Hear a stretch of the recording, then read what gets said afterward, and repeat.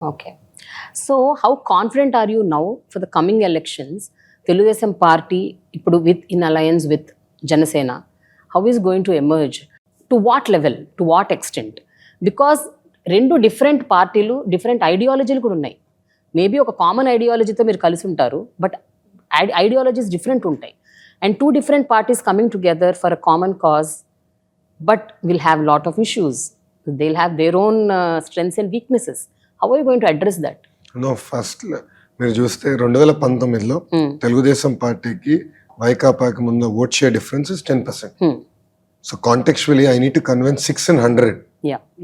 That is the first point. Second, జనసేనకి I think 6.5 close to 6.7% vote share వచ్చింది total Andhra Pradesh.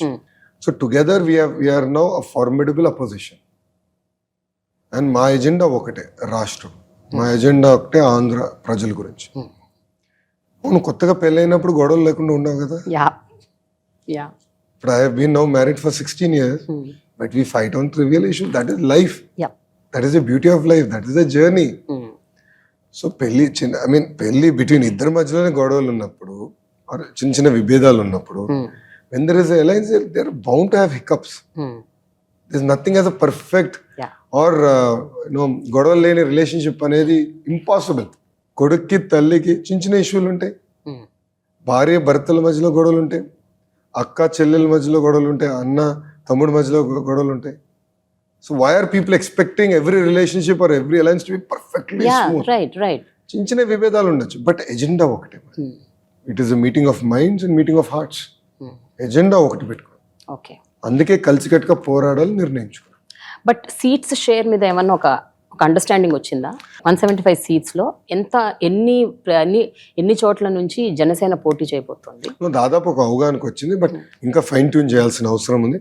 అది next 1 monthలో మా Telugu Desam party అధ్యక్షులు వారు చంద్రబాబు నాయుడు గారు, అదేవిధంగా పవన్ కళ్యాణ్ గారు కలిసి ప్రకటిస్తారు.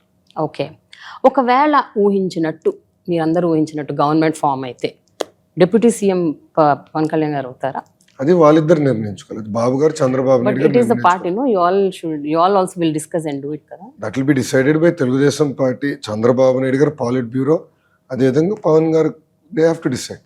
It is not for Lokesh to decide కదా.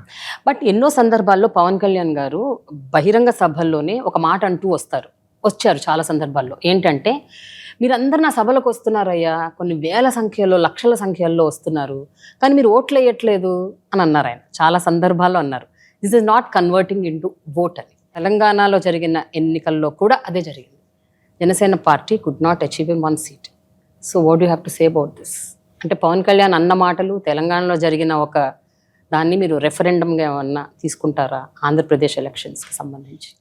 మీరు చూస్తే రాజకీయ నాయకులు అన్న వాళ్ళం మనం నిరంతరం ప్రజల్లో ఉండాలి, ప్రజల తరపున పోరాడాలి. పవన్ కళ్యాణ్ గారు కూడా వారాహి యాత్ర ద్వారా ప్రభుత్వాన్ని ఉతికారేస్తున్నారు. ఆయన ఎజెండాని ముందలు తీసుకెళ్తున్నారు. తెలంగాణకు వచ్చే గల ఆయనకి టైం సరిపోలేదు. he was very busy with Andhra politics. So I believe that is one of the reason. రెండోది అబ్సల్యూట్లీ రైట్, ఇప్పుడు యంగ్స్టర్స్ ఓట్ వేయాలి కదా. ఎందుకు హైదరాబాద్లో majority of them didn't vote?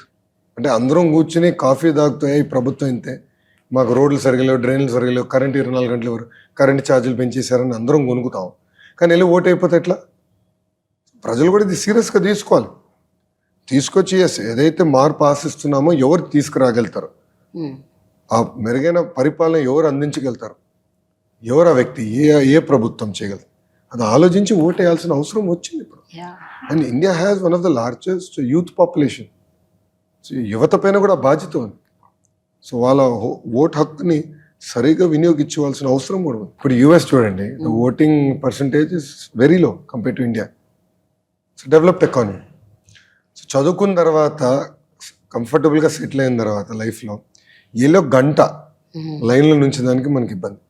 అదే క్రికెట్ మ్యాచ్ స్టేడియం వెళ్ళి చూసేదానికి 3-4 గంటల నుంచి ఉంటాం. కారు ఎక్కడో పార్క్ చేసి 2 kilometers నడుస్తాం, కానీ ఓటేసేదానికి బద్ధకం. దానివల్లనే వెనుకబడుతున్నాం.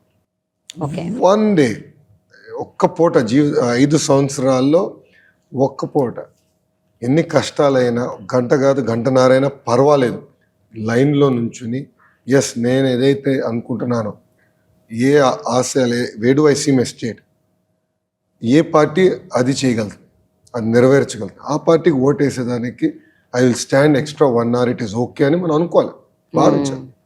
లేదంటే ఏమవుతుంది, ఇప్పుడు నాలాంటి యంగ్స్టర్స్ మేము ఉన్నాం, నేను స్టాన్ఫర్డ్లో చదివా, ఇంకా then what is the incentive for me to work for people? Yeah. ఎందుకు కష్టపడాలి, నేను ఇంత ఎందుకు గొడ్డి చాకరీ చేయాలి, ఎందుకు ఇంత 1000 కిలోమీటర్లు నడవాలి, ఎందుకు ప్రజల సమస్యలు తెలుసుకుని వ్యూహం ఫామ్ చేసుకుని ఆ మార్క్ తీసుకురావాలని ఆశించాలి? అదే కానీ ఇప్పుడు నేను స్టాన్ఫర్డ్ నుంచి 2008లో గ్రాడ్యుయేట్ అయ్యా. మా బ్యాచ్మేట్స్ అందరం చూస్తే the average salary is $2 million. అందరూ బాగా సంపాదిస్తున్నారు, వెరీ వెల్ సెటిల్, ఏసీ రూమ్లో కూర్చొని పని చేయొచ్చు, చౌంట ఒక్క క్షణం కూడా పట్టదు ఎక్సెప్ట్ జిమ్కి వెళ్తే తప్ప. నేను ఆ జీవితం కోరుకుని ఉండొచ్చు, కానీ నేను ఏదైతే నమ్ముకున్నాను, అంటే నేను ఏదైతే నమ్మాను, నేను ఆంధ్ర రాష్ట్రం నంబర్ 1 చేయాలి, పాజిటివ్ లీడర్షిప్ తీసుకురావాలి, బిల్డ్ చేయాలి అని నేను ఏదైతే నమ్ముకున్నానో దానికోసం నేను పోరాడుతున్నాను. దానికి ప్రజలు కూడా సహకరించాలి, ప్రజలు కూడా ఆశీర్వదించాలి, దీవించాలి. ప్రత్యేకంగా చదువుకున్న వాళ్ళు, అర్బన్ యంగ్స్టర్స్ పెద్ద ఎత్తున వచ్చి ఓటు వేయాల్సిన అవసరం ఉంది.